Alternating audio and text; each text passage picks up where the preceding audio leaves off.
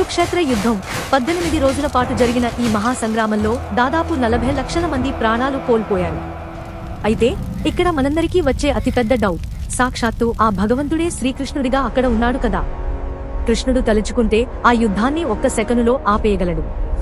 కాని ఆయన ఎందుకో ఆపలేదు? లక్షలాది మంది చావుని ఎందుకు చూస్తూ ఊరుకున్నాడు? ఈరోజు మన సనాతన ఛానల్లో ఆ భగవంతుడి మైండ్ సెట్ ఏంటో, ఆ సైకాలజీ వెనుక ఉన్న సత్యం ఏంటో డీకోడ్ చేద్దాం. చాలా మంది కృష్ణుడు యుద్ధాన్ని ఆపడానికి ట్రై చేయలేదేమో అనుకుంటారు. కానీ అది తప్పు. యుద్ధం జరగకూడదని శ్రీకృష్ణుడు స్వయంగా శాంతి దూతగా హస్తినాపురానికి వెళ్లాడు. దుర్యోధన, నీకు మొత్తం రాజ్యం వద్దు, పాండవులు 5 బ్రతకడానికి కనీసం 5 ఊర్లు ఇవ్వు చాలు అని అడిగాడు. కాని అహంకారంతో కళ్ళు మూసుకుపోయిన దుర్యోధనుడు 5 ఊర్లు కాదు కదా, ఒక సూది మొన మోపినంత నేల కూడా ఇవ్వను, యుద్ధమే శరణ్యం అన్నాడు. అంతేకాదు, ఏకంగా శాంతి కోసం వచ్చిన ఆ కృష్ణుడినే బంధించడానికి ట్రై చేశాడు. అంటే యుద్ధం కావాలని కోరుకుంది మనుషులే కాని దేవుడు కాదు. మరి కృష్ణుడు తన మాయతో దుర్యోధనుడి మైండ్ ని మార్చేయొచ్చు కదా, ఎందుకు మార్చలేదు?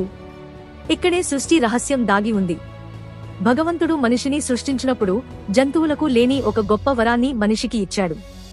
అదే స్వేచ్ఛా సంకల్పం. ఏది మంచో ఏది చెడో తెలుసుకుని ఎంచుకునే స్వేచ్ఛ మనిషికి ఉంది. దేవుడు దారి చూపిస్తాడే తప్ప బలవంతంగా మనల్ని నడిపించడు.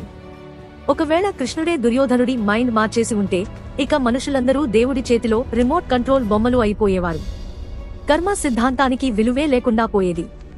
ఇక చివరిగా అసలు ఆ యుద్ధం జరగకపోతే ఏమయ్యేది? కౌరవులు చేసిన తప్పులకు వాళ్లకి శిక్ష పడకపోతే సమాజంలో అధర్మం గెలిచిందనే మెసేజ్ వెళ్తుంది. రాక్షసత్వం పెరిగిపోతుంది.